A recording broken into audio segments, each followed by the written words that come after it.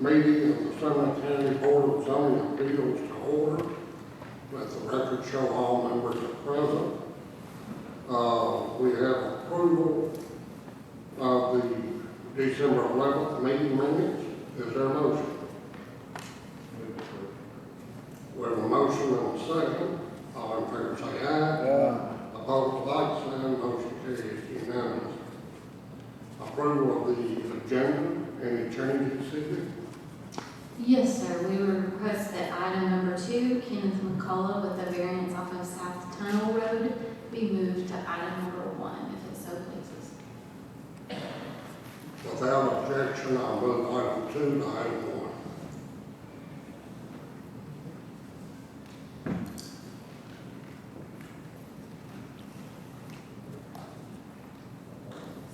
We're going to enter into the record the meeting materials, the zoning resolution,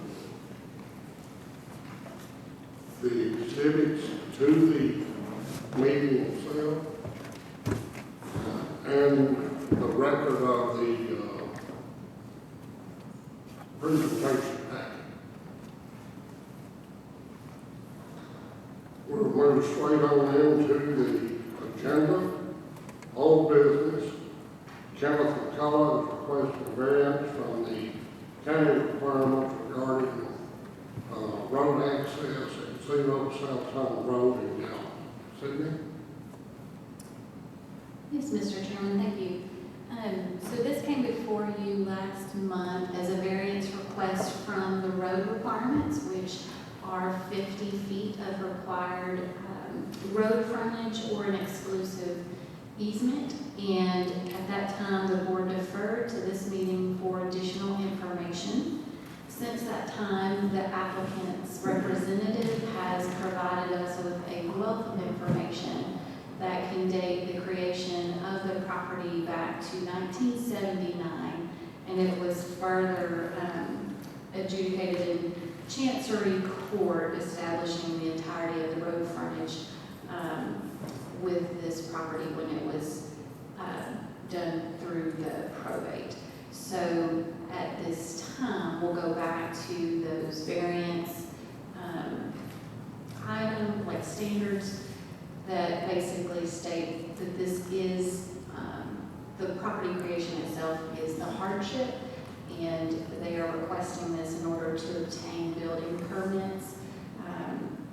And so staff finds that the support is there to approve a variance should the board agree, but essentially the particular conditions of the lot include the specifics of the road access with making conformity with the zoning resolution impossible. And so the request, the motions, I apologize, there are before you. Number 1, to approve with the road access for 0 South Tunnel Road, contingent upon all zoning, building, and land disturbance. 2, to deny the request and find that the variance findings are not met. Or 3, to defer for 1 month in order to obtain additional information. Cindy, I need to reopen the public hearing. Yes, sir. There's a public hearing on this. Does anyone care to speak to this request? You can hand it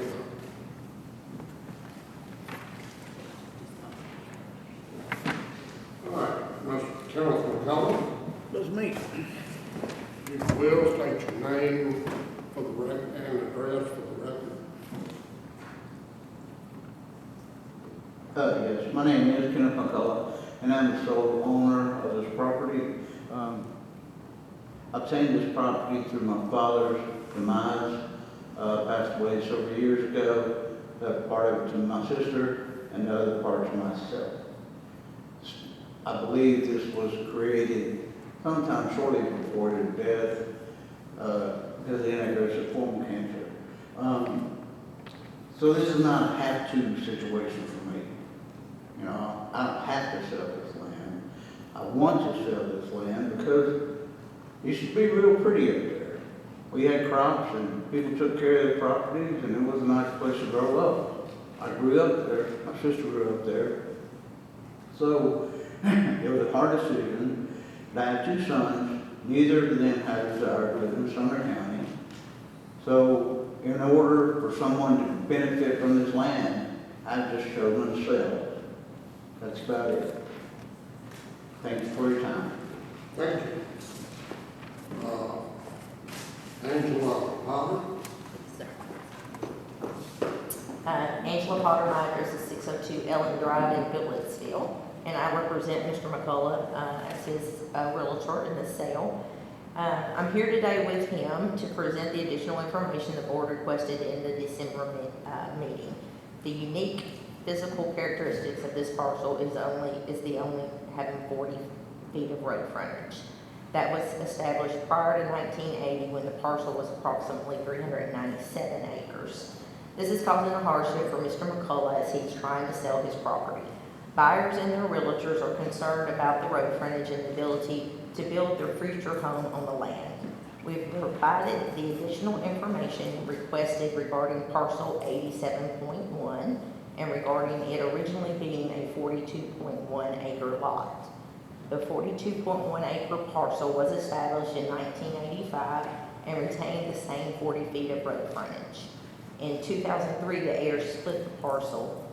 At that point, parcel 87.02, owned by Mr. McCullough, was established with the 23.17 acres and keeping the original 40 feet of road frontage. Then leaving parcel 87.01 with 18.9 acres and no road frontage. Parcel 87.01 was subsequently merged in parcel 80 with parcel 82 and then subdivided into new parcels. So, after your careful review of this documented information, I hope the board will vote to approve this variance. This property has key aspects that fit the purpose and the basis for which Sumner County created the variance, which is to provide relief when standard zoning rules create an exceptional difficulty or undue hardship for the property owner. Thank you. Thank you. Is there anyone else who would care to speak to this request? Seeing no one, I will close the public hearing, and I will point out to the board that this was created actually by the courts. Is there a motion?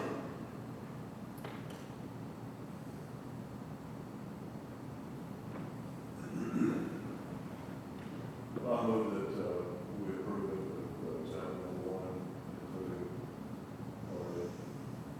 Second. I'll second. We have a motion and a second to approve with example motion number one. Discussion. All in favor say aye. Opposed, like sign.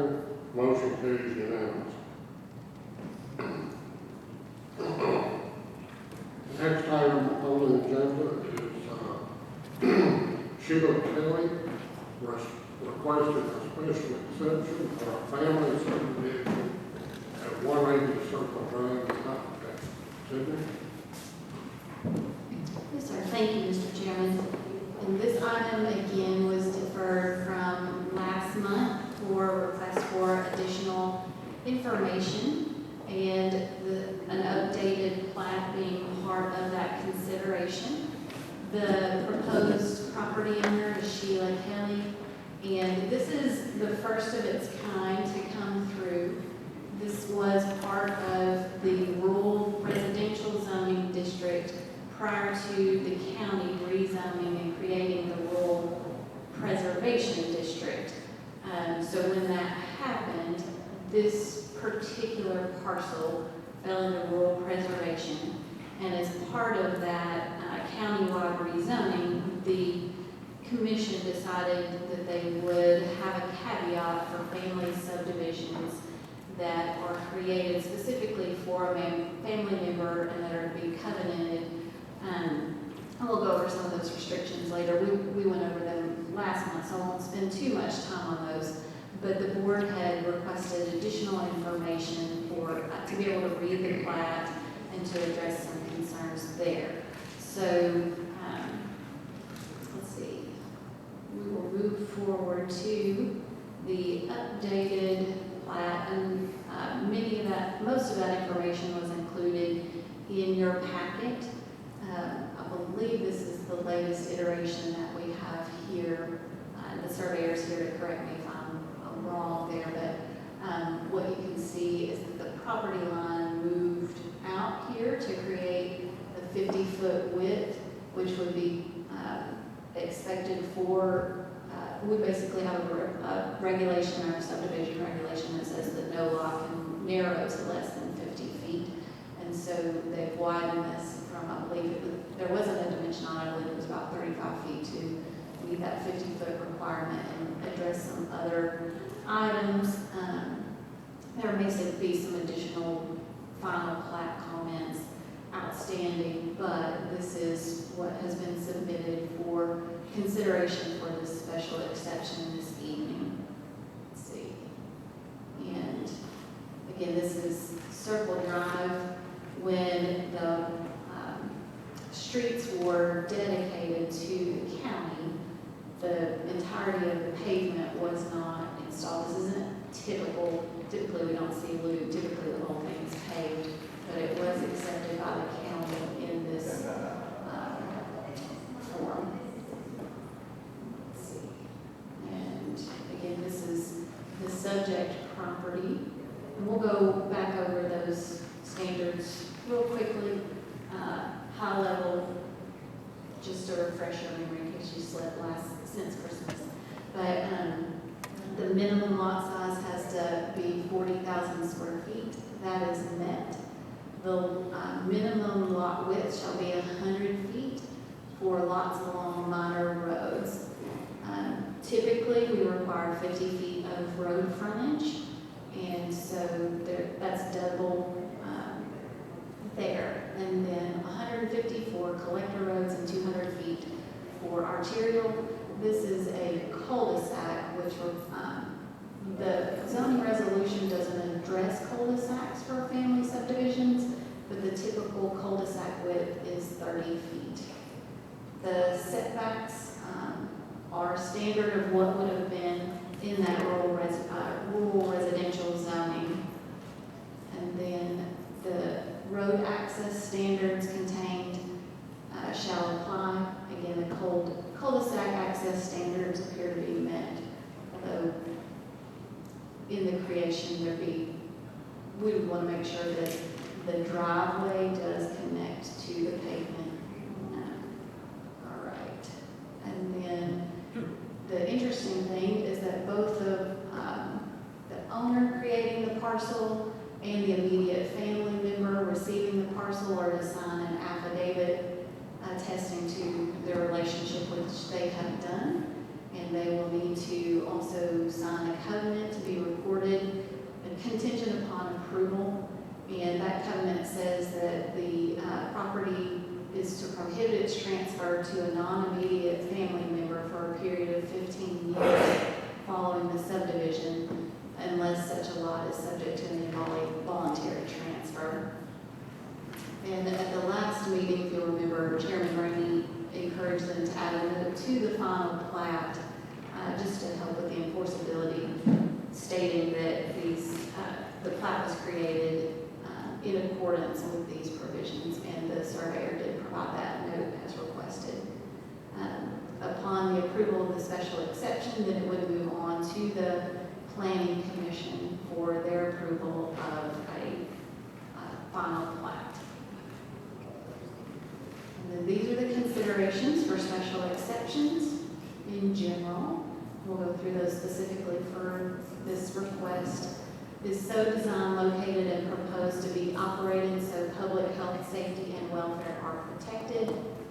The proposed family subdivision appears to be designed and situated in a way that does not negatively impact public health, safety, or welfare. The layout utilizes the existing road access and maintains lot size consistent with the rural residential district that was in place when the general subdivision was created. Number 2, will not adversely affect other property in the area. Staff interpretation is this request does not appear to adversely affect the property in the area and is consistent with the neighboring properties. 3 conforms to all provisions of the resolution for the district and is located so it's necessary for public convenience. And this does appear to meet zoning resolution provisions. Again, staff would just note that we want to make sure that the property owner for 1A does have direct access to paved public road frontage. And then number 4, shall be located so as to be compatible with surrounding area and provide safety to those using the facility. The proposed subdivision does appear to be compatible with the surrounding area and does not pose additional safety concerns. At the last meeting, the neighbors' comments were submitted with your packet. Those were not included this time as they were entered into the record at the last meeting. If you'll recall, there were several in support, 1 opposed, and then someone spoke at the public hearing last month in opposition and with questions about how they were told that they could not do it, and this is coming forward now with an opportunity. And staff did some research and could not find where that applicant had requested a zoning compliance, which is staff's black and white answer to can this be done or not, and looked back and didn't have a time frame of when that question was asked or record of who that was asked from. I will say prior to the creation of this lot in its current existence by the surveyor, Ray Cole, that this was a landlocked piece of property and could not have been further subdivided. So, not sure, can't speak to what happened prior. There is a provision for it to happen with today's current resolution. So just wanted to address that comment. And then finally, the example motions to find that the county requirements for special exceptions and family subdivisions are met and to approve the request for the family subdivision at 180 Circle Drive, contingent upon Planning Commission approval, recording of final plat and covenants and restrictions with all outstanding staff comments addressed, and C, all required zoning, building, and land disturbance permits must be obtained from the appropriate county departments. 2, to deny the request based on a finding that the county's requirements are not met for a special exception, or 3, to defer this for an additional month in order to obtain additional information and continue the public hearing to the next regularly scheduled meeting. Thank you. I will open the public hearing. Kenny and Stacy Summers, you can speak.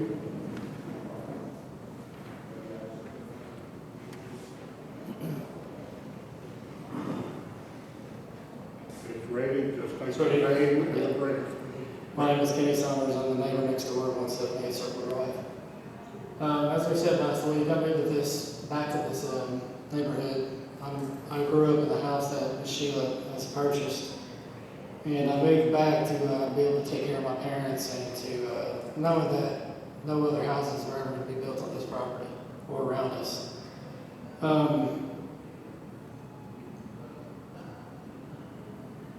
The way I look at it is, like you did say, we were told that it was never to be subdivided again. That was done by Ray Cole, which was the surveyor at that time. That was in 2016 when we built our house there. So you are correct in that. With that being said, we never did actually make an application because once we were told it was never done, what was the point? As far as all of our neighbors go, we're the only ones that this is affecting. We're not trying to be bad neighbors. Ms. Sheila Kelly is a wonderful woman. She has actually been very wonderful during this whole process to us as well. Basically, what we're trying to do is preserve the whole reason why we purchased this property from my parents, not only to take care of them, but to be able to live out the rest of our lives with no other houses being built next door. And that's really about it. About my parents, though, once once they got to a certain age, they realized they couldn't take care of the property, so they did go ahead and downsize. That's why Miss Sheila had the opportunity to purchase the place. And that's all I have. Thank you.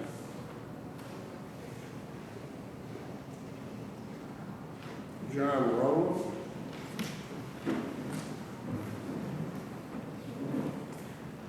Hey, good evening. I'm John Rowland at 1146 Cavaletti Circle West here in Gallatin.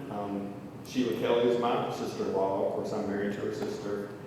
And for the past 2 or 3 years, we've been looking for an area and some land to build so we can be next to each other. Because we have a big family, but we're probably as close as, as can be. And of course, as we age, being close by really helps the things, and we have a lot of family. Well, we have our grandson that lives across the street from where Miss Sheila lives now, and a lot of friends there that some have come to support us tonight. And that is sort of our goal, to have a place where we can be next door to help take care of each other, as life goes on. Thank you. Thank you. Kim Rowland.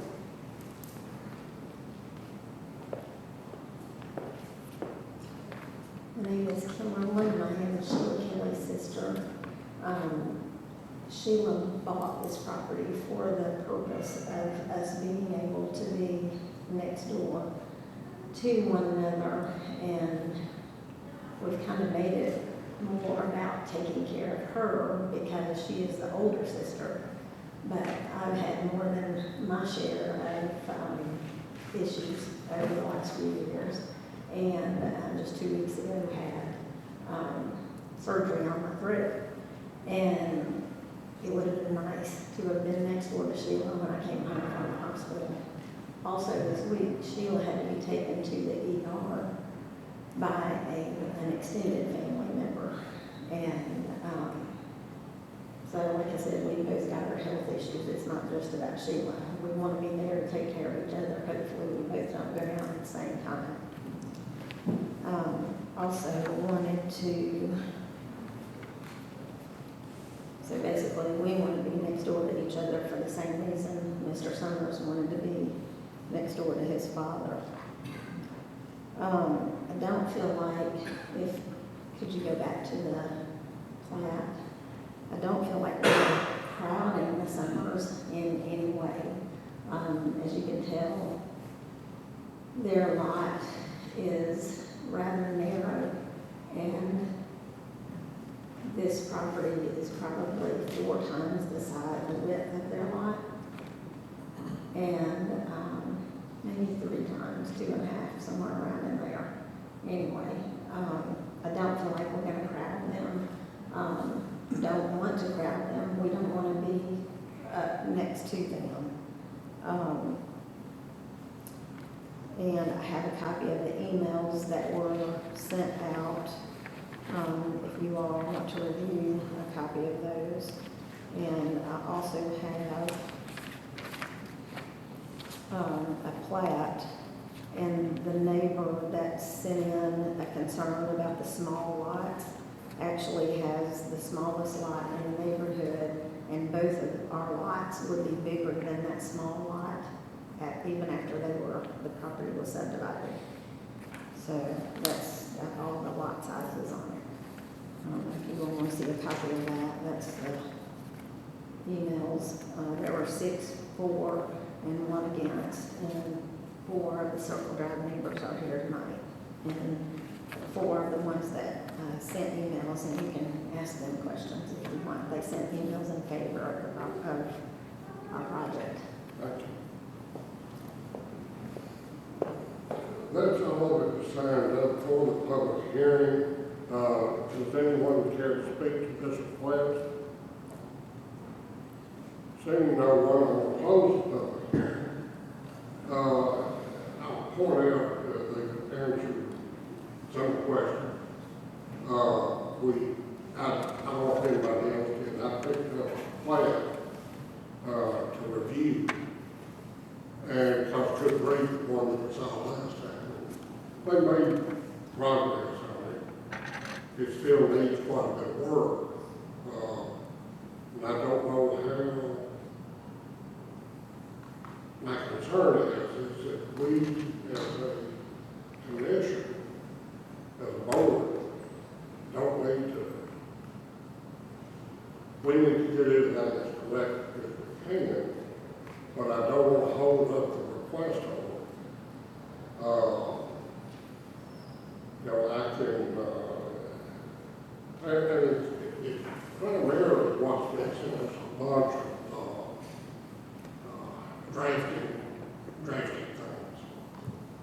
where it makes it not readable, and some things left off. I mean, that really,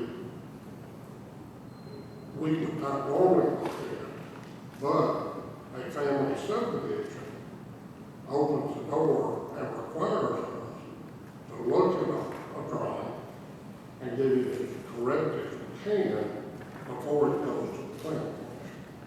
That's the way I read our charter. So all that being said, what's the will of the board?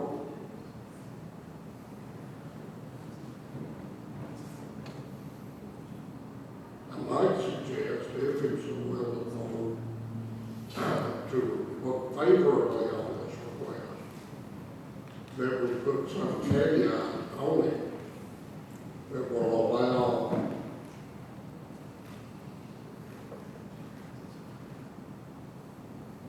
a stricter review on the plan prior to recording.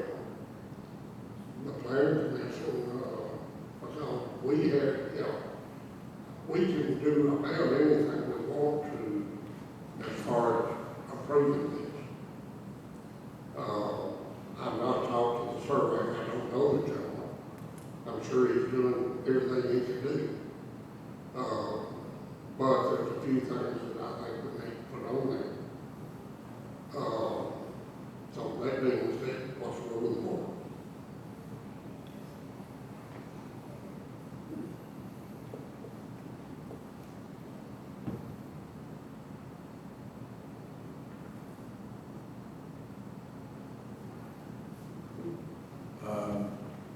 I'll make a motion, I'll make an attempt to incorporate what you mentioned. I move to approve, for example, number 1 with A, B, and C, but add a D that requires the requester's surveyor to make clerical errors or graphic errors, as you described, to administrative staff. But that's my motion. We have a motion. Is there a second? So just for clarification, the administrative staff will do the final review and approval of that plat. That's what the motion is. Yeah, I just want to clarify. That is. Okay. I would, as chairman, I would like to be included in that review difference plan, knowing no cost to the county, but, or the request, but just, you know, this is going to be the only first time we ever do this. No, I agree with adding that D, but should we restate exactly how we're going to state that? I'll restate it. Item D for the motion would be for the submittor's surveyor to make corrections on the plat and have Mr. Rainey review those corrections. And we have a second I'll second. discussion. All in favor, say aye. All like there, motion carries. Unanimous.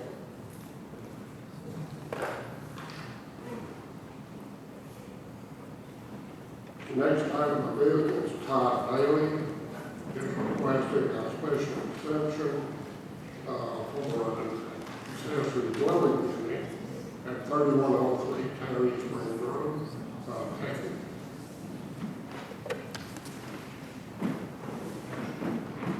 Thank you, sir. Look forward to that item.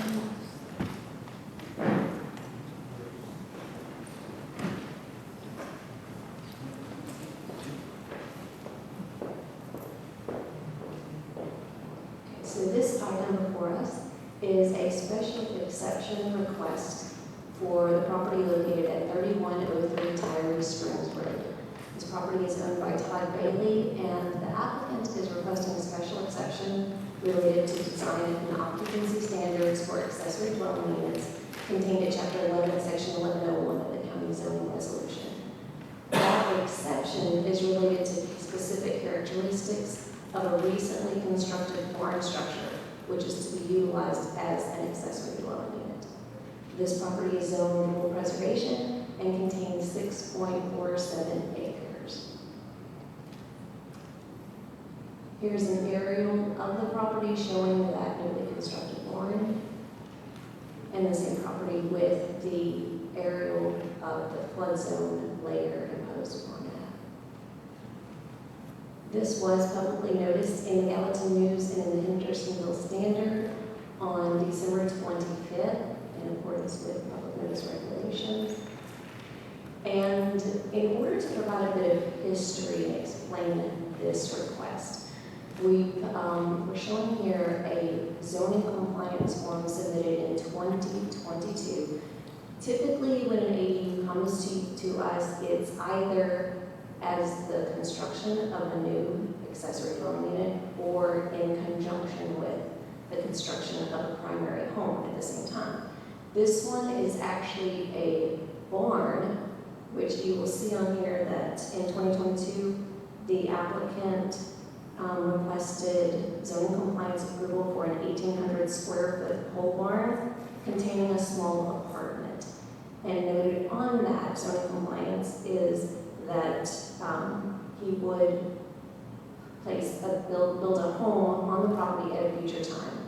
As noted by our previous employee of the county page, she did handwrite on here that the landowner or requester told her that the timing and the floor plans for the future home were undetermined at this time that this was submitted. You'll notice at the bottom, circled in red, that zoning compliance finding stated that the pole barn with the apartment appeared to meet zoning compliance. However, they were directed that before a building permit was to be issued for the future home, an ADU permit would be required to be obtained per Chapter 11, Section 1101 of that zoning resolution. Fast forward to 2025. This is the most recent zoning compliance form cover page for the submittal of the primary home. And this landowner has, it's very small, it's hard to see, but it says that they're wishing to permit a single family dwelling and permit the existing barn as an ADU as they were instructed in 2022. The bottom states that review of the submitted zoning compliance form and ADU application shows that this does not conform to the design and occupancy standards required, and so therefore it has to come to the Board of Zoning Appeals for a special exception. This is their ADU application, which was submitted, and number 3 on this application asks of the applicant which of these structures will be lived in by the landowner, and they did indicate that they would be living in the primary dwelling. This is a special exception request submitted, and we'll see in here showing that the landowner stated that they were seeking a special exception from the Board of Zoning Appeals, stating that the ADU is already on site, but it does not match the design standards or being visually similar of the home. As with all applications for an accessory dwelling unit, they do have to submit a stamp surveyor's plot plan. This is the one submitted with that application, and it does meet setback requirements, and it also, you will notice, does have only one driveway, which is one of the requirements for an accessory dwelling unit. There cannot be a separate driveway for the ADU versus the home. These are the proposed elevation photos submitted with this application, And these are the architectural renderings of those elevations as well. You notice there is a walkout basement. These are it's difficult to see, but these are the floor plans for the main floor of the primary home. These were all in the packet. And these are the floor plans for the basement. You will notice there's some markups and some different things. We did receive several different iterations of floor plans throughout this process. The original ADU application review found that there was an ADU contained within the basement of the home. And that is not allowed per ADU requirements, as there can only be one ADU in conjunction with the primary home on a property. So they did revise the floor plans to this, and these are the elevations of the existing barn with photos of those. We do have floor plans for the ADU. You'll notice that as requested in the 2022 zoning compliance form, this is a pole barn with a small apartment in the right-hand side. And then, as always, staff goes out to take photos of the property. This one does show the existing barn, which is seeking the ADU permit approval with the public notice sign posted at the road. This is an additional angle from the road of that barn. So within the zoning resolution, the accessory dwelling unit standards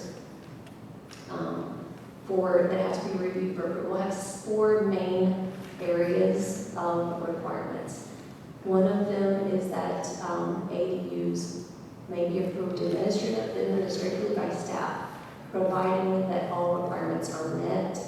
That zoning resolution contains those 4. The first one is general provisions for ADUs. None of these provisions may be waived by staff or the Board of Zoning Appeals per the resolution. The second area of requirements lists design and occupancy standards for ADUs. This is the area from which they're requesting a special exception. There's also particular standards for by right ADUs, and then the 4th section does address a process by which an applicant can seek a special exception from the design occupancy standards or those particular standards by seeking a special exception from the Board of Zoning Appeals. These contain the design and occupancy standards, and you'll notice the star on C is the specific design and occupancy standard they are seeking an exception for. It states that an ADU shall be designed to maintain the architectural design, style, appearance, and character of the principal residence. The ADU must be consistent with or visually match the existing facade, roof pitch, siding, and windows of the primary residence. And then this is the portion that states that the BZA is the board that may grant that special exception from those requirements. In the determination of granting a special exception, the Board of Zoning Appeals is instructed to provide that the board make specific findings. Those 4 findings are that it is so designed, located, and proposed to be operated so that the public health, safety, and welfare will be protected. Staff interpretation is that no impacts to the public health and safety are anticipated as a result of this project. The second required finding, staff has interpreted that the proposed appearance of the primary and ADU shall not adversely affect other property in the area, as the ADU is typical of other barns in the area. The third finding is that it conforms to all applicable provisions of the resolution. Staff interpretation is that the proposed appearance of the primary and ADU shall not adversely affect other property in the area, as the ADU is typical of other barns in the area. And that 4th required finding is that it shall be located so as to be compatible with the surrounding area and provided safety to those using the facility. Staff has interpreted that the proposed use is residential and the area surrounding it is residential, All applicable permits and inspections by the county building and codes will be required for this project. And before you are example motions. Number 1, to find the county requirements for a special exception are met and to approve the request for that special exception related to design and occupancy standards for an ADU at 3103 Tyree Springs, Hendersonville, with the following conditions of A, all other applicable requirements for detached accessory dwelling units shall be met, and B, all required zoning, building, and land disturbance permits must be obtained from the applicable county departments. Or example motion 2, to find the county requirements are not met and to deny a request for a special exception for 3103 Tyree Springs. Or 3, to defer this item for 1 month in order to obtain additional information. Thank you. We have a few people that signed up. Charles Lyons.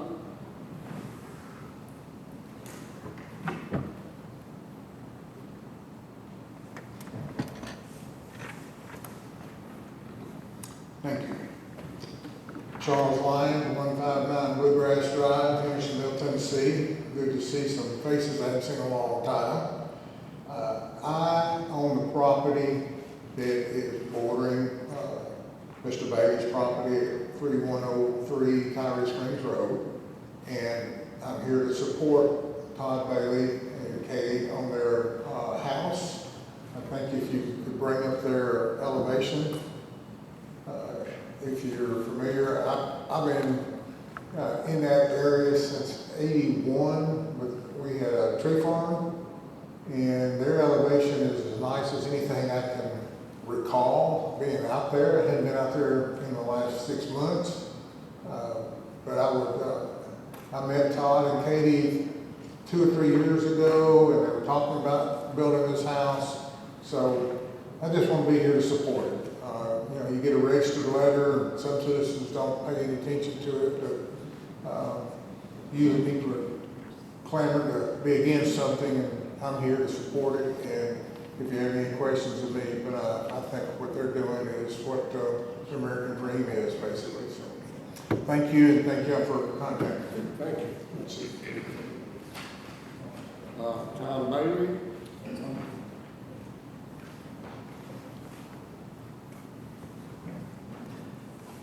Todd Bailey, 3914 Baxter Avenue, Nashville. I'm the owner of the property we're discussing here. Everything that's been presented has been factual. I think the biggest problem here is my lack of knowledge on the accessory dwelling unit classification and the order in which I built things.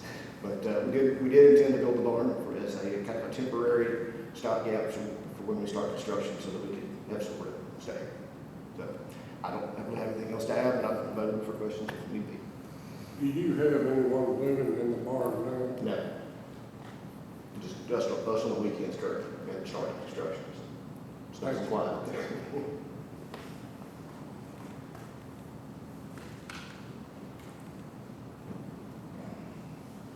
Mr. Bauer?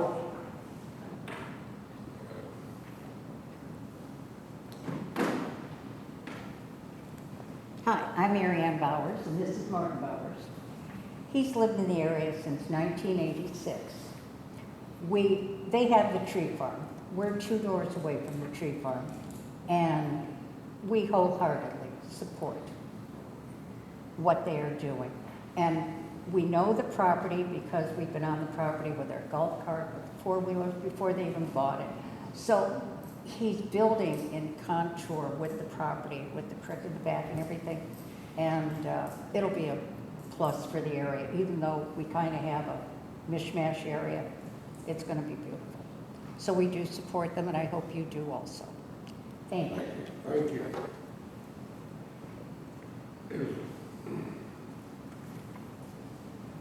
Is there anyone else who can speak to this request?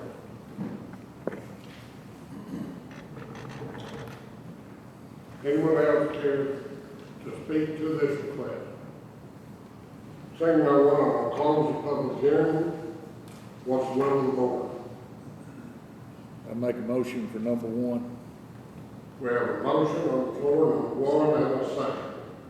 Discussion? All in favor say aye. Aye. All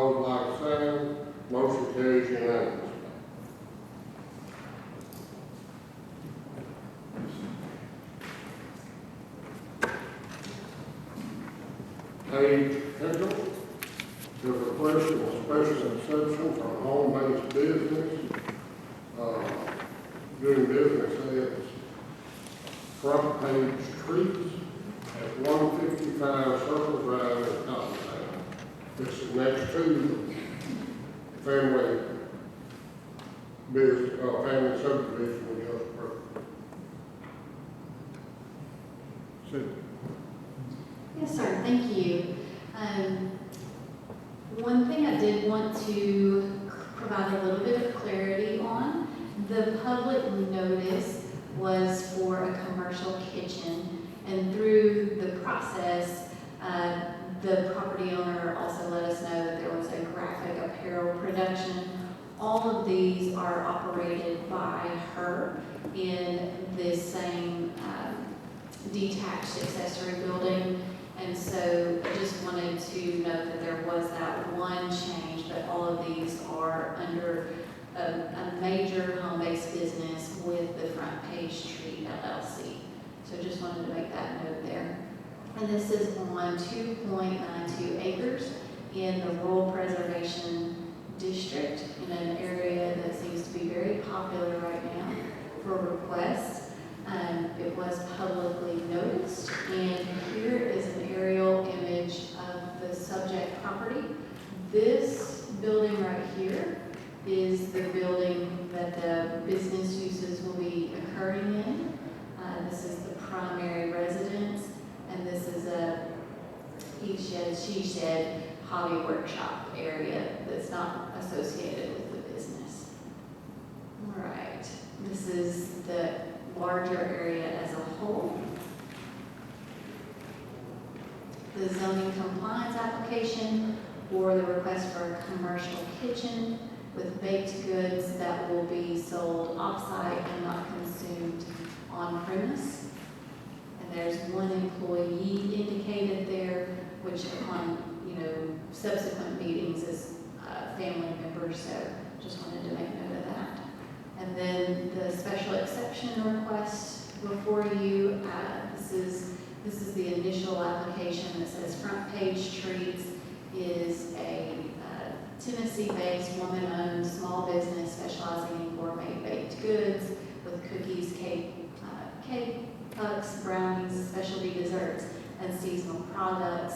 The business has grown over the past several years, and they cut off on the application, but there was a business summary that was included in your packet that was very in-depth and included right here that notes the baking products and then also graphic apparel production.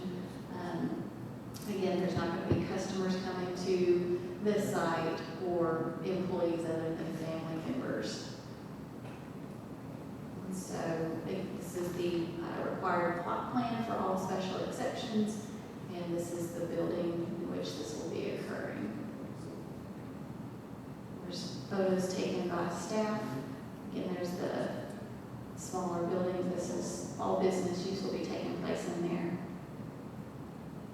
And if you'll recall, and this is the website held out to the public, you can see the apparel accessories as part of that Front Page Treats there. All right. And the floor plan as required, this will be the commercial kitchen portion, and this is the apparel production portion. So there's essentially two businesses operated by the same owner as a major home. So the major home-based business standards state that there cannot be more than 3 non-resident employees, and that is met per the applicant. There shall not be more than 2 business vehicles met per the applicant. The major home-based business shall not use more than 25% of the gross floor area of the principal structure or 500 square feet of a detached building.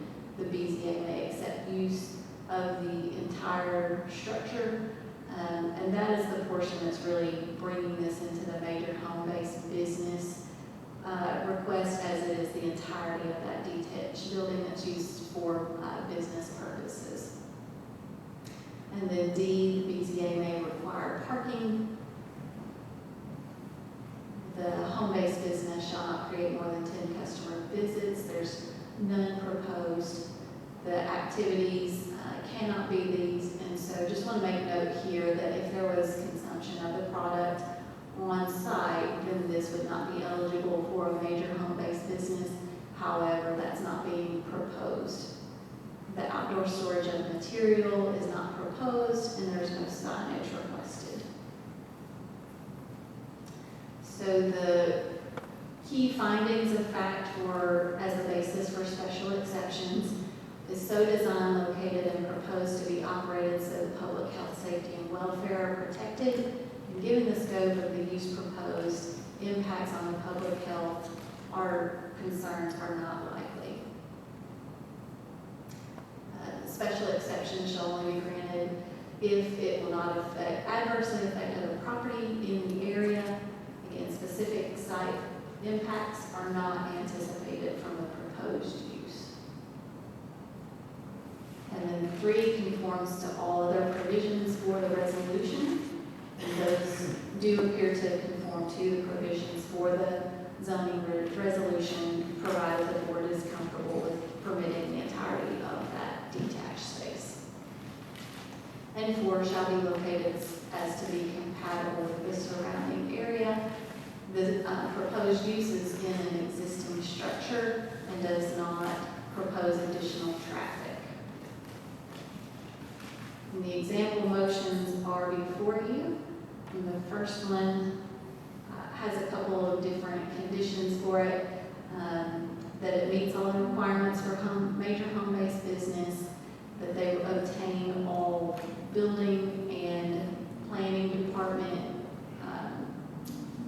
permits and approvals, including the certificate of occupancy from the codes department, that any expansion of the use would come back to this body or receive appropriate permitting.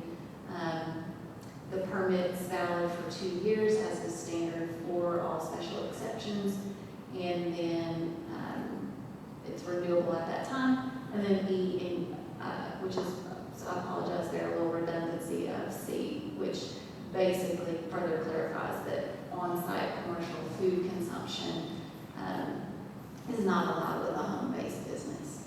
2, to deny the request, or 3, to defer this for 1 additional month and continue the public hearing to the next meeting. Thank you. This is a public hearing, Paige Hickman.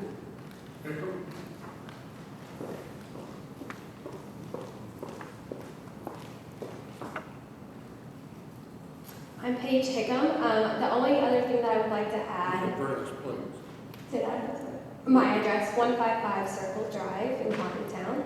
The only other thing that I want to add is at the end of the road there is another commercial kitchen, home base. It's called It's a Pair Catering. And before I even started this project, I reached out to all the neighbors to make sure that they were okay with this as well, and they were all for it and told me to go for it. But that's all I have, unless you have any other questions. Thank you. Thank you. This is a public hearing. Does anyone else care to speak to this request? Seeing no one, I'm going to close the public hearing. What's the will of the board? I'll make a motion to approve, per example motion 1. Second. We have a motion and a second to approve with example motion number 1. Any questions, any discussion? All in favor say aye. Opposed, like sign. Motion carries unanimously.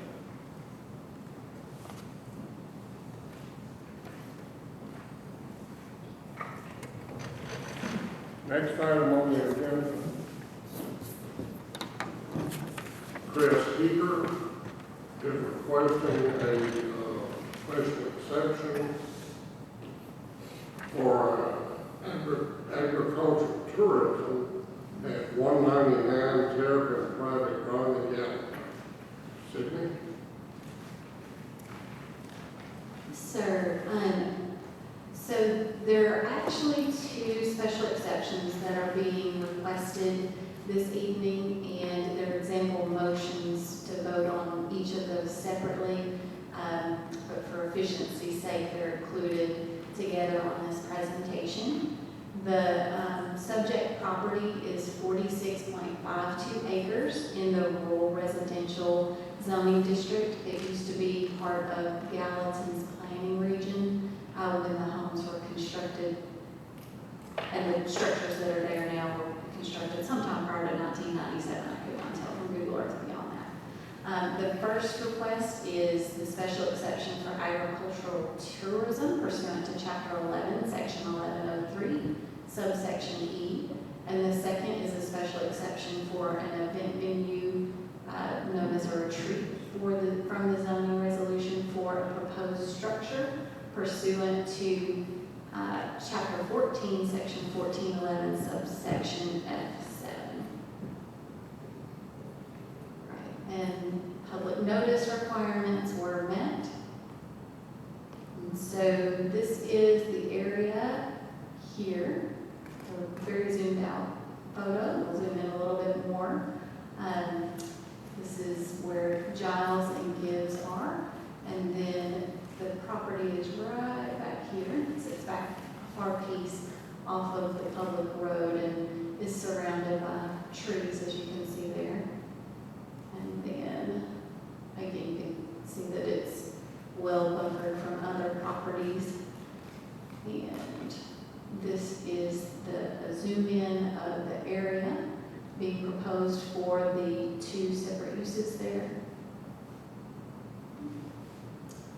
The zoning compliance application came to the planning department as to remove an existing barn and replace with a 60 by 100 barn. And per procedural,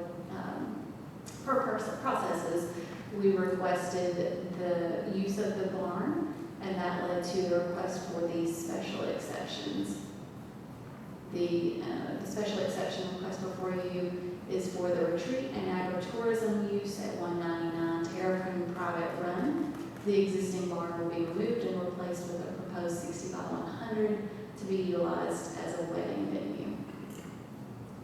And then this was when requested what the uses were for the property. This was the property owner's response. And so you can see there that there's a variety of proposed uses there. They indicate that they have hay fields and pastures and stocked lake and vegetable gardens as a family homestead. And they wish to hold it out as a place where other families can experience the rural life through seasonal events and private bookings. The primary use for the structure being proposed is for personal and family purposes, including gathering activity space, homeschool space for children, for their children, nieces and nephews, annual family reunions, and other private family events. The secondary proposed use was agritourism there, where they wanted to support seasonal farm-based activities such as pumpkin patches, Christmas trees, and holiday events, equine and farm workshops, educational programs about the hard courses in gardening and farming, seasonal farm-to-table celebration featuring home Tennessee grown products, catch and release from the lake on the property, and then weddings, gatherings, and private stays. Let's see, the building is first and foremost for family use, and then will be used on a seasonal basis for agritourism activities. Let's see, and so this is coming before you as a request for both again, just a reminder, the retreat and the agricultural tourism. This is the subject property here. This is Terrapin Private Run here, which would serve as the access. Let's see. And the proposed parking area will be here. The proposed, let's see, I apologize, my other. The proposed future barn would be here. Let's see. All right. This was this one's a little bit complex to untangle, and the applicant and representative can speak to the access and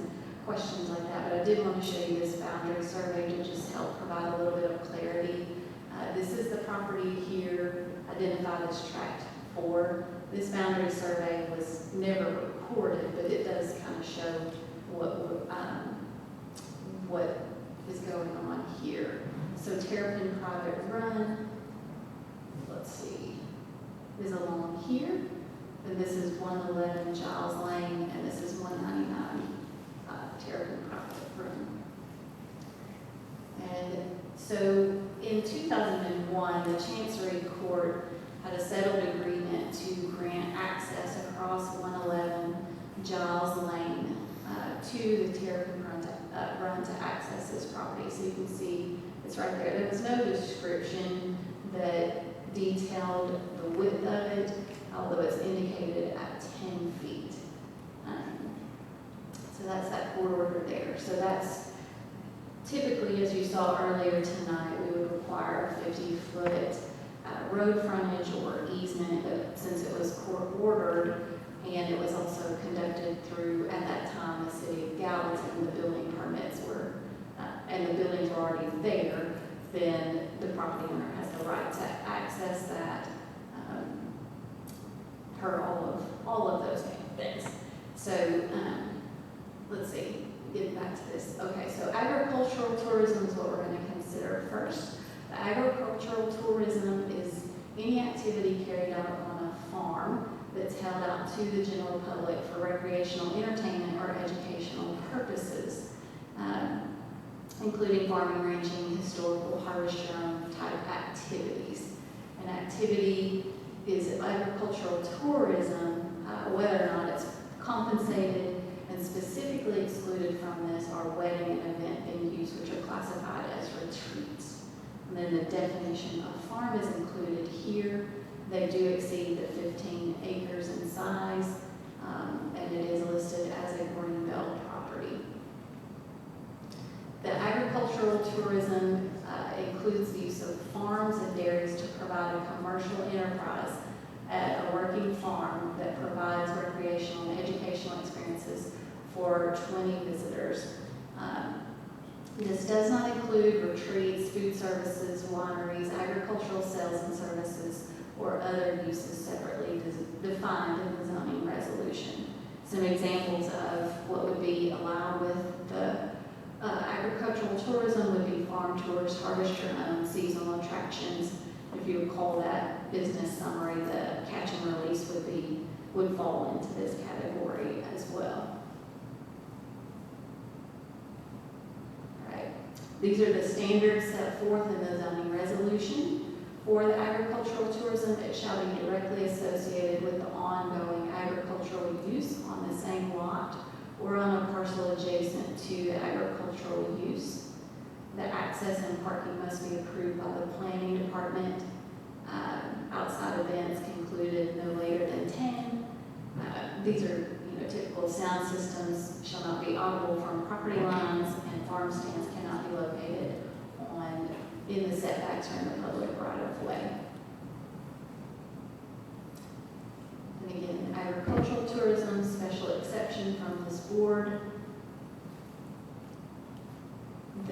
Given the list of uses, the initial conversations were with the property owner were to consider a PUD so that they could do all of the uses that they had requested with the farm to table and the mazes and the retreats all in one lump, but they are instead requesting special exceptions separately for the agricultural tourism and for the retreat. That's what's before you this evening. This is the public notice sign, and you can see here it says private drive. This is the 10-foot drive that was indicated on that previous site plan that was displayed. And staff did not go up on the property. Oops, wrong way, there we go. All right. And this is a view there from Giles. Okay, this is their website for the luxury retreat and event venue. This is what's held out on that website for the existing structures that were there, and I'm sure remodeled. Let's see. The zoning resolution holds this out as a minimal impact facility, and that's considered such when all the conditions are met. Retreat is a family-owned, family-owned and operated by a non-governmental entity for the purpose of providing a rural setting for lodging, conferences, meetings, weddings, special events, and other type facilities with or without compensation.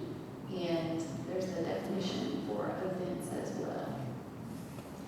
I'll go back to it, that distinguishes between, what's personal and then what's also considered for public in this retreat setting. A celebration, ceremony, wedding, reception, corporate function for the benefit of someone other than a property owner that takes place on a periodic basis involving the gathering of individuals.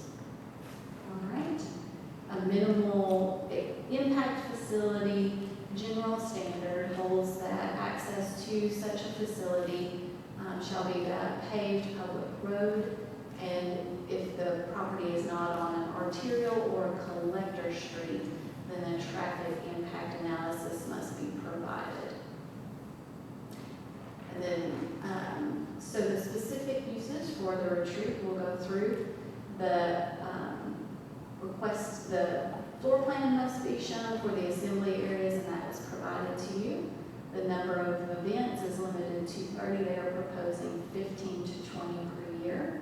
The maximum number of attendees is 300. 150 is what's indicated on the site plan. The number of employees was not specified. The hours of operation are indicated to conform with zoning resolution provisions. And then overnight accommodations would be in the existing house and to comply with all other retreat standards. Restroom facilities are proposed with portable trailers. The proposed lighting was not applicable. The sound amplification would be a speaker. Temporary structures that none were proposed or indicated, and no signage was indicated. The proposed security will be provided. Trash can receptacles will be indoors. The traffic management and parking plan was shown, and then a traffic study was included as the access was not on a collector or arterial road. The minimum acreage is 15 acres, and this property has 46.52. The parcels must have unobstructed frontage along a public road consistent with the requirements of the zoning resolution. Access drives on private easements will not be permitted. Access requirements do not appear to be met, and the applicant is to address. And then the setbacks for the building activities are included. There's substantial setback and buffer area provided, so there would not be any additional plantings that would be required with this request. The contact information will be posted. And then finally, these are the traffic study results, conclusions and recommendations. The full set was in your packet. What is recommended is that Giles Lane would be widened to include an 8-foot width and fresh pavement from Gibbs Lane to Terrapin Private Run. And then construction plans should include a transportation plan that identifies internal circulation and planned improvements to Terrapin Private Run. Specifically, since Terrapin Private Run is a long one-lane driveway, the project's internal circulation should facilitate emergency ingress, egress, and minimize potential for vehicular conflicts between guests entering the property and exiting. So, on to the required findings. For special exceptions, again, I've listed these as 2 separate items and requests with separate motions.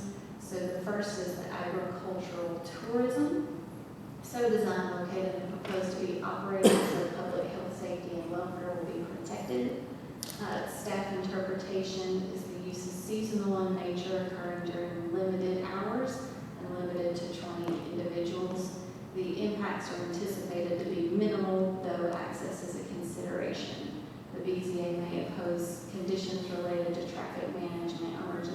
access signage and operational limitations. 2, will not adversely affect other property in the area. The site is well separated from adjacent properties.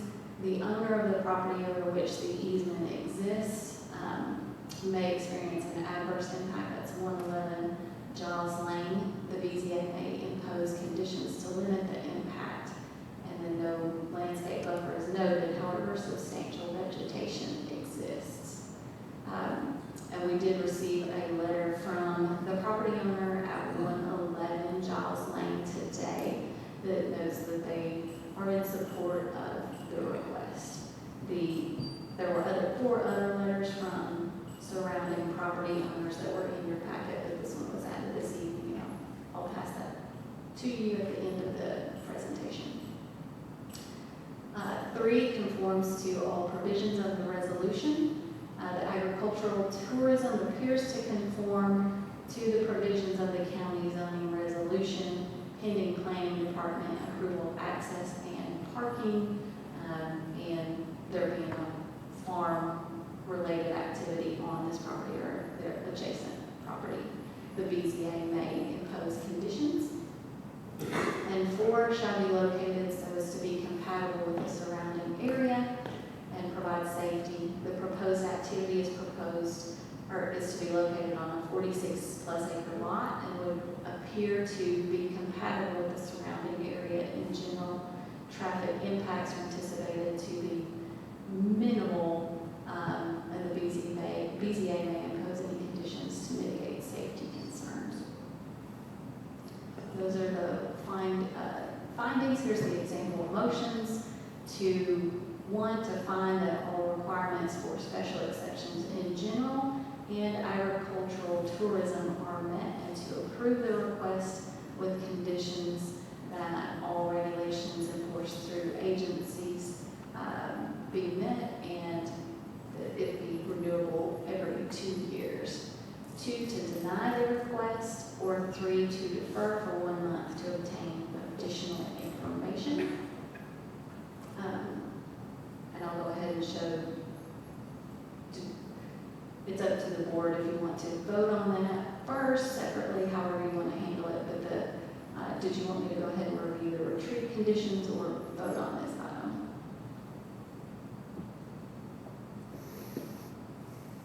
All right, I'll go ahead and show the retreat and then you'll handle it however you decide. The retreat conditions, so designed, located, and proposed to be operated so public health, safety, and welfare are protected. The impacts to the public health, safety, and welfare are not anticipated within the scope of the activities proposed with the implemented traffic studies and it's well buffered from adjacent properties. That will not adversely affect other property in the area. Again, 111 Giles Lane may be adversely affected. The site location is otherwise well separated from the adjacent property. BZA may impose any conditions deemed appropriate. And then 3, conforms to the provisions of the resolution. For a retreat, the applicant may present information to substantiate compliance with road frontage requirements, and then all other use associated with traffic improvements recommended from the traffic study appear to conform with the applicable provisions of the zoning resolution. And 4, shall be located so as to be compatible with the surrounding area and provide safety.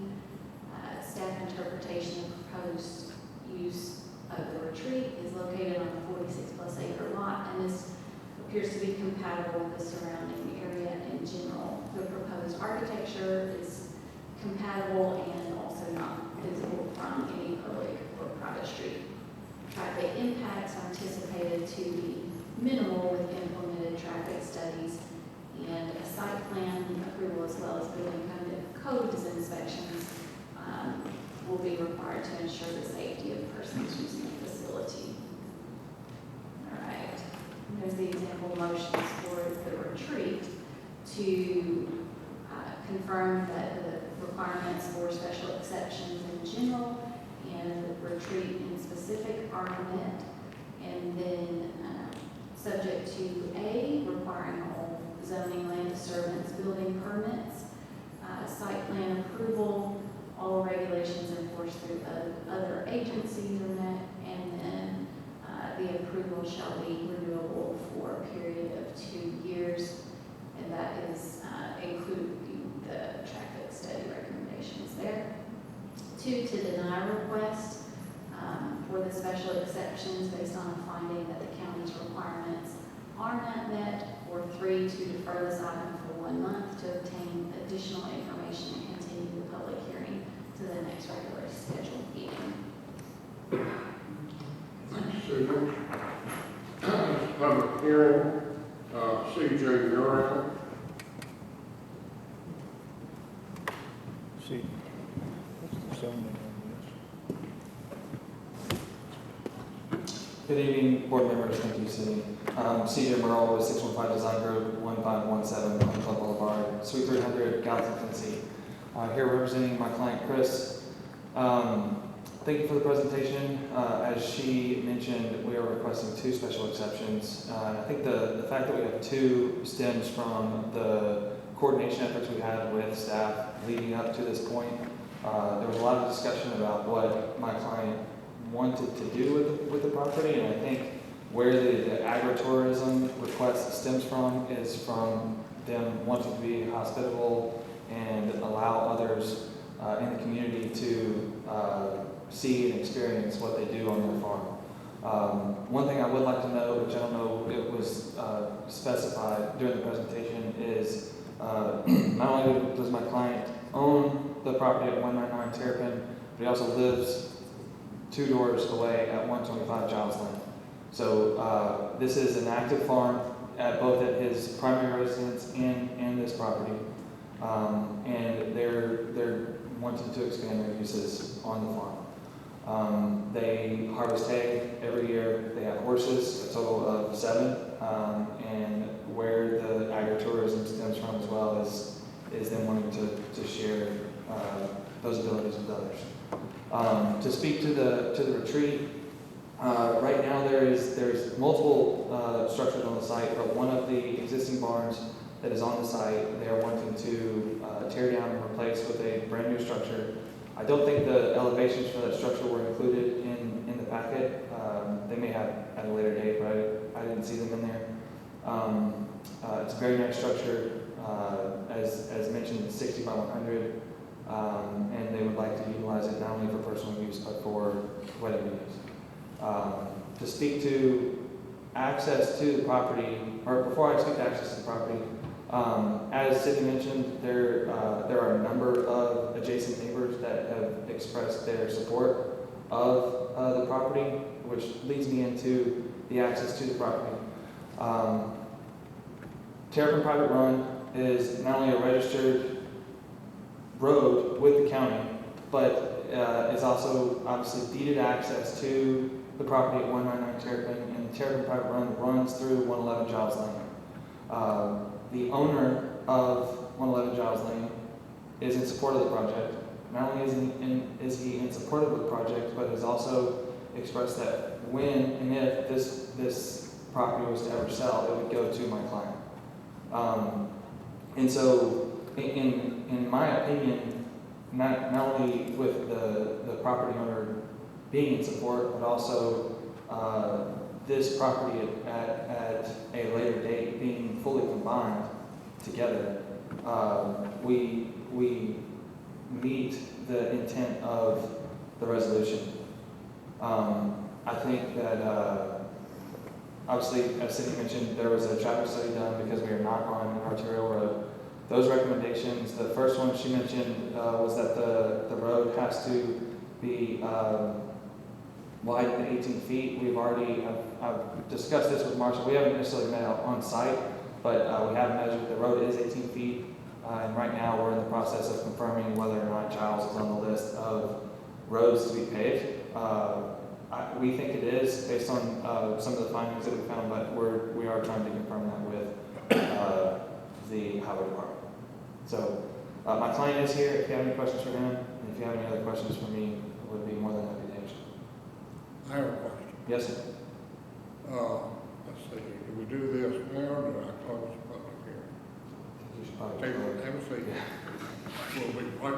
Yes, sir. This is still a public hearing.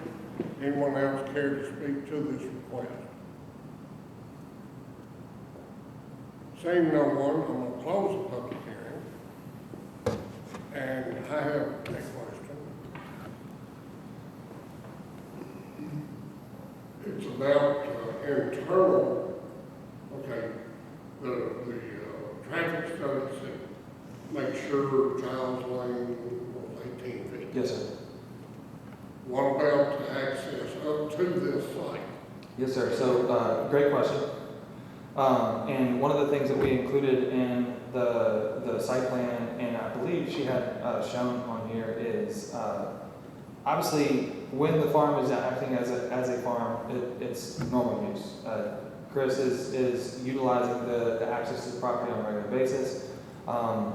When an event is going on, there is what will be required is security for the event. And so what will happen is there will be someone at the head of the driveway and someone up on the property. So in normal events, everyone comes to the site, and then when the event's over, everyone leaves the site.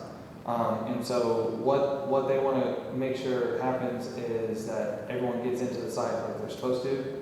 And then if in the event that someone needs to leave the site, someone is at the head of the driveway making sure that they're able to get out. There is opportunities along the driveway to maneuver around other vehicles, but to safeguard that even more so, that's why security will be required at any event. Do you have capability or permission to widen that road?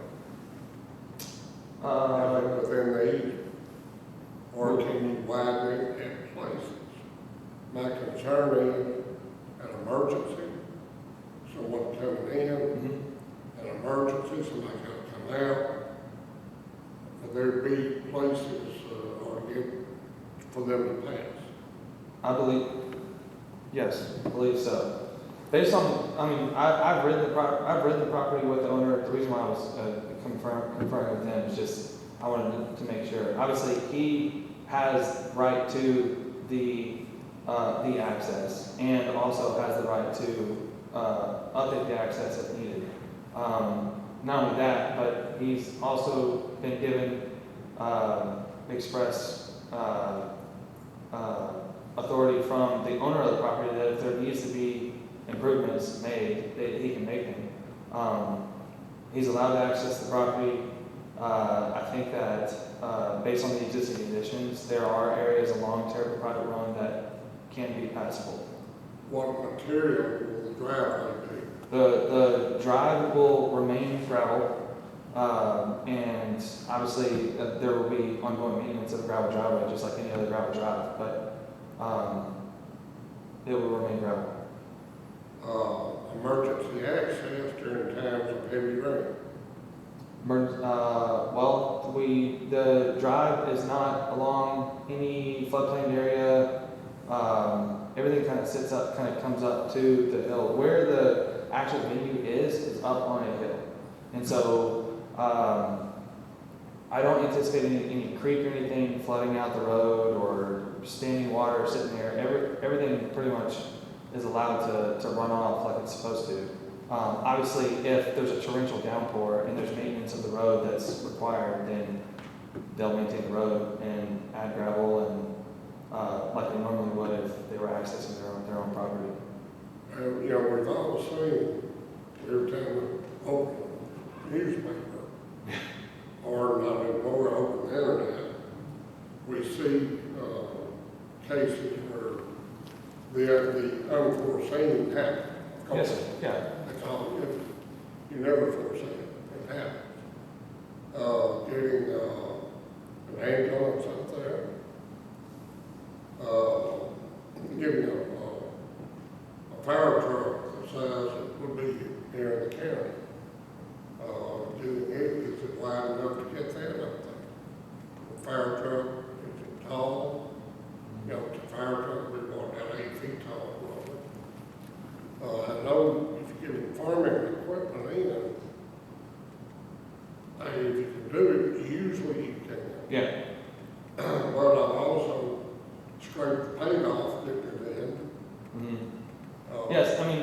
as mentioned, my client utilizes this property as an active working farm. There is regular movement of farm equipment that goes up and down this drive. Something that size percentage? I mean, enough to carry thousands of pounds of hay bales. That's my question. What do y'all have? What information do we have on the easement as far as how wide it is? Is it well defined?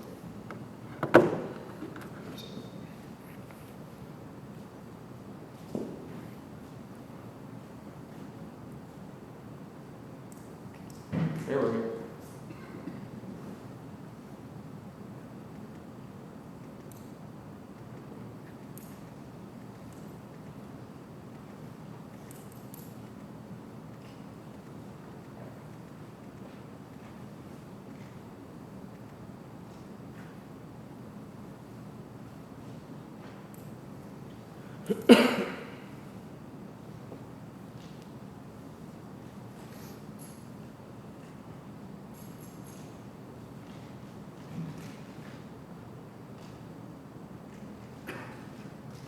It's 50 feet. 50 what? 50 feet. So it's defined out, survey also. Excuse me? The easement is defined. The easement is defined per legal description in the deed. If I recall,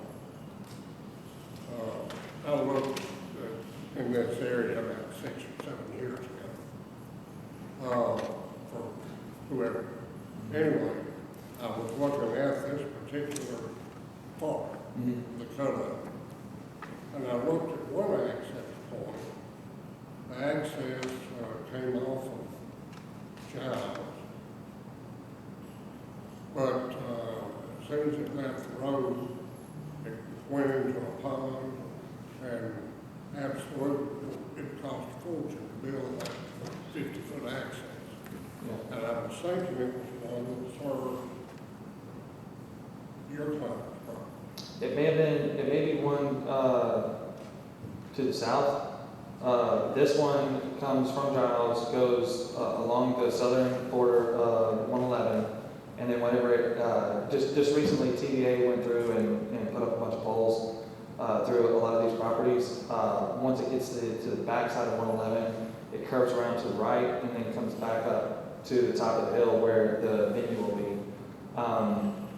I don't recall, and I'm sure Chris can answer to this, but I don't believe there's any other water features on site with the exception of the 2-acre pond that you see on the screen there. Yeah, when I looked at the pond was down near the road, and boy, you just never know what you can use. Yeah. It's legal access, Yeah. but physical access, I would use.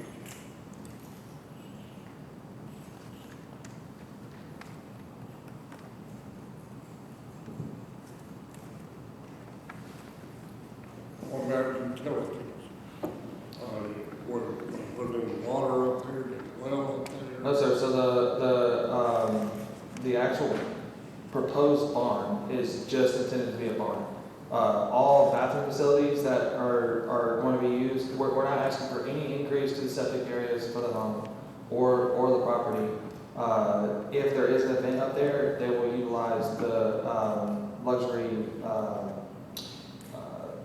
bathroom trailers that you see at public events. You said there's an existing home that may be rented out. Yes, sir, and that's part of, that would be, it has water, yes, sir, and it has its own septic system, and that's all recorded with the county. We're not asking for any increases to that, and then the home would be an accessory use to the retreat. If someone wanted to rent it out for the wedding party and whatnot, they could.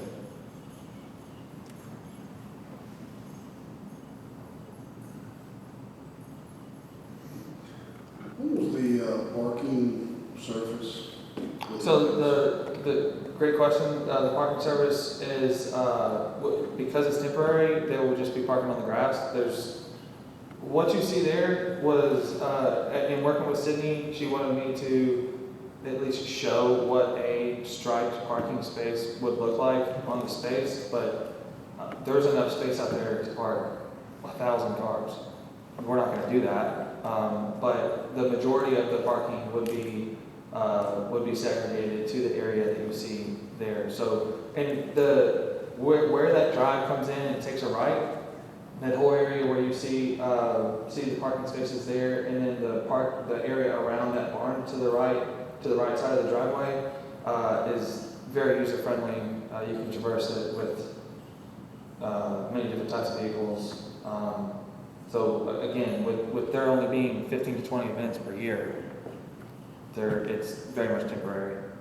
And then for the actual wedding party themselves, I mean, there's probably another 25 spaces of folks that can probably park on gravel or hard surfaces near the house.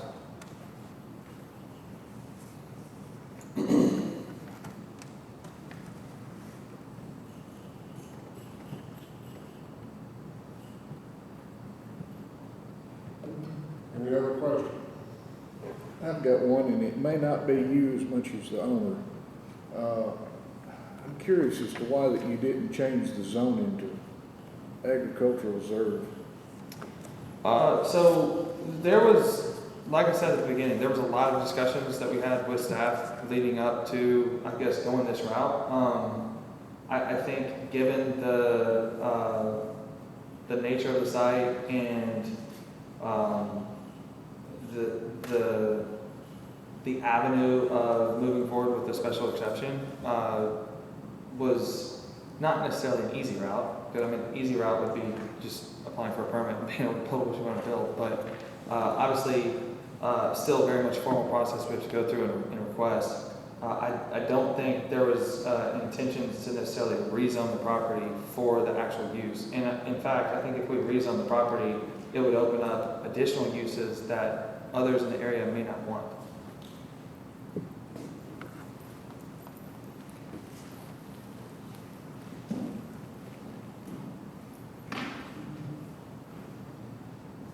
Any more questions? Thank you. Yes, sir. Thank you. Discussion? I've got one for Sydney. This is two specific special exceptions, correct? Yes. Not a combination, two specific ones. So potentially, this can come up again, and one can be accepted and the other denied. And I wanted to make sure that that's what I understood and that they understood, that this is a 2-year. Yes. 2-year permit, and it can come back up, and one can be completely thrown out, and the other. We have two separate items. Each one has to stand on its own. Each one will come back after 2 years. That's all I have.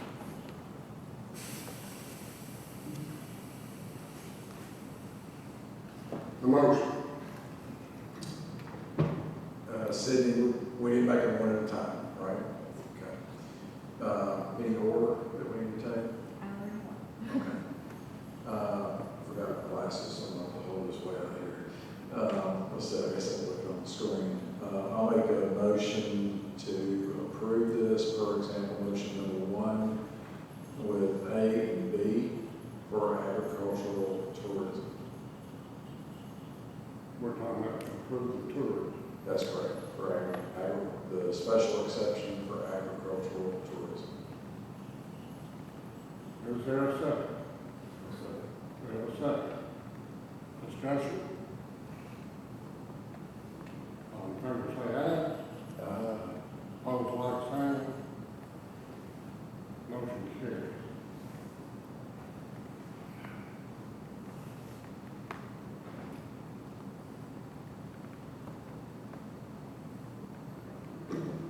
Now we'll retreat.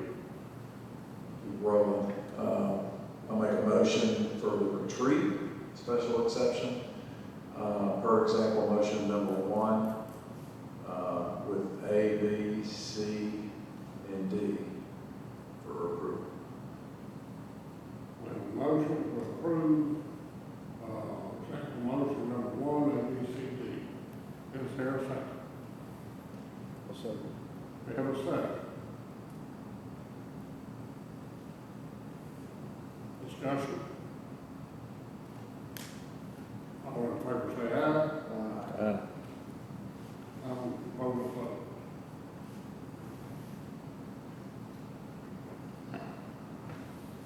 But it's approved. Cindy, So, we have, yes, so the administrative renewals for the 2-year conditions of approval, there's one that we're still working through that has not, that should be on this January, but we're not quite there yet. These four before you have met the conditions for renewal for January of 2026. And then that just leaves one more. made a motion. I'll make a motion to approve. A second. All in favor say aye. All opposed, consider it.